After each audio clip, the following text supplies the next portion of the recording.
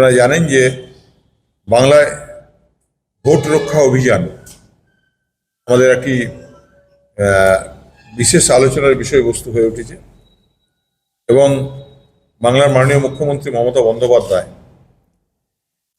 তার দূরদর্শী নেতৃত্বে সর্বভারতীয় তৃণমূল কংগ্রেস বাংলার ভোট রক্ষা অভিযান শুরু করেছে। রাজ্য জুড়ে বুথ ভিত্তিক একটি বিস্তারিত যাচাই প্রক্রিয়া, যা হলো বাংলার ভোটার তালিকার স্বচ্ছতা এবং সুরক্ষা নিশ্চিত করা। এই অভিযানটি বাংলার ভোটারের তালিকায় যে ভুয়া বহিরাগত ভোটারদের অনুপ্রবেশ ঠেকানোর উদ্দেশ্যেই শুরু হয়েছে, যা নিয়ে গত 27শে ফেব্রুয়ারি কলকাতার নেতাজি ইন্ডোর স্টেডিয়ামে মাননীয় মুখ্যমন্ত্রী মমতা বন্দ্যোপাধ্যায় উদ্যোগ প্রকাশ করে বলেছিলেন যে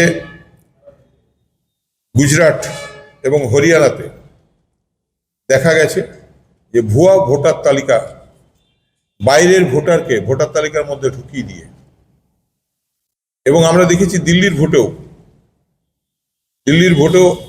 কেজরিওয়ালজিকেও তার বুথে তার নিজের বিধায়ক এলাকায় অস্বাভাবিক হারে বাইরের ভোটার ঢুকে গেছিল।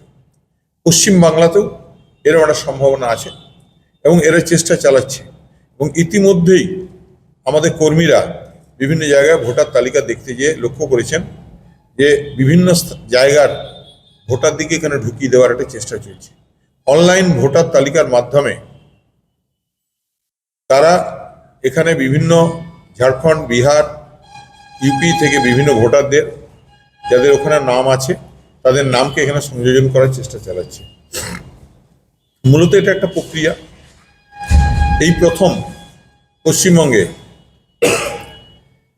রাজ্য স্তরের নেতা থেকে শুরু করে বুথ স্তরের নেতৃত্ব পর্যন্ত সবাই একযোগে এই বাংলার ভোট রক্ষা অভিযানে অংশগ্রহণ করেছেন। প্রশিক্ষিত কর্মী দল সারা বাংলায় এই কাজে বুথে বুথে নেমে পড়েছেন। গতকাল বাংলার মাননীয় মুখ্যমন্ত্রী মমতা বন্দ্যোপাধ্যায় এই বাংলা ভোট রক্ষা অভিযানের সূচনা করেছেন। আজ আমরা জেলায় জেলায় যারা জেলা নেতৃত্ব তারা সবাই একসাথে বসে আমরা এই ব্যাপারটাকে প্রেসকে অবহিত করছি।